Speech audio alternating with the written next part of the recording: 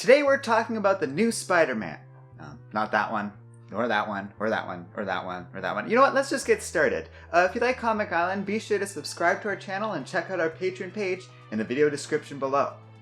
So, there's a new series out by JJ Abrams, Nepotism, and Sarah Pichelli.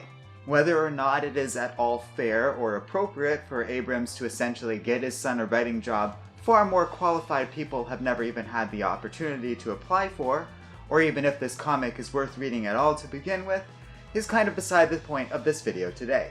Because instead I want to talk about, for now, what's actually going on in the series. Problems people might have with the whole issue of JJ Abrams aside, the actual story of Abrams' Spider-Man comic did pique my interest. For those that don't know, SpiderMan, as this series is called, kicks off with an alternate version of Peter Parker, who in this timeline married Mary Jane and they had a son together named Ben.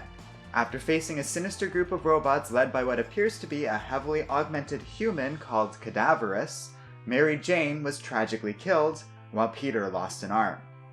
12 years after that, Ben has grown up under the care of Aunt May, while Peter has been repeatedly traveling out of town on business as a journalist. Ben begins to experience a set of Spider-Man powers emerging in his own body, something that Aunt May discovers early on.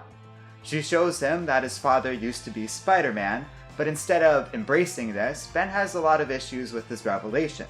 He resents his father for constantly being away to begin with, but also starts to view him as a sort of coward who abandoned the Spider-Man mantle and his family completely following MJ's death.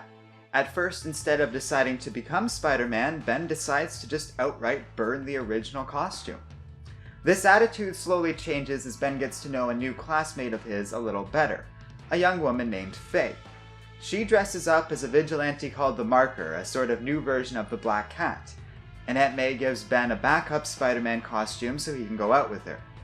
Together they engage in petty vandalism against an unscrupulous company, while Faye teaches Ben about the responsibility that she believes everyone shares, regardless of their particular power level, deliberately contrasting it with the philosophy of the original Spider-Man. When the police attempt to arrest the two, Ben escapes with Faye, revealing his nature as Spider-Man's son and his new set of powers to her.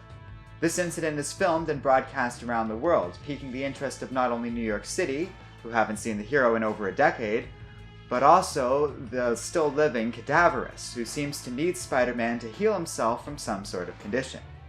Though Ben still doesn't feel like being Spider-Man is natural to him, much like how Miles Morales started out, that seems to change when he manages to save a man from Cadaverous's now reactivated robots. The most recent issue of this series, number 2, concludes with Ben returning home after saving this man, only to be confronted by his father, who knows that his son has become the new Spider-Man and doesn't seem too pleased about that. And that's about what we know so far about this new character. I do see some value in Ben Parker as a character, who is meaningfully distinct from Ben Reilly, Peter's clone in the main canon. And I didn't hate Abrams' Spider-Man series. In fact, I've quite enjoyed the 2 issues that are out so far. Sarah Pichelli's art doing a lot to make a huge difference in that regard, but to be fair, these comics are also fairly well written. I'm curious what everyone has to say about this new character and this series as a whole, so please leave a comment below. Thanks for watching, and don't forget to like, subscribe, and keep reading comics.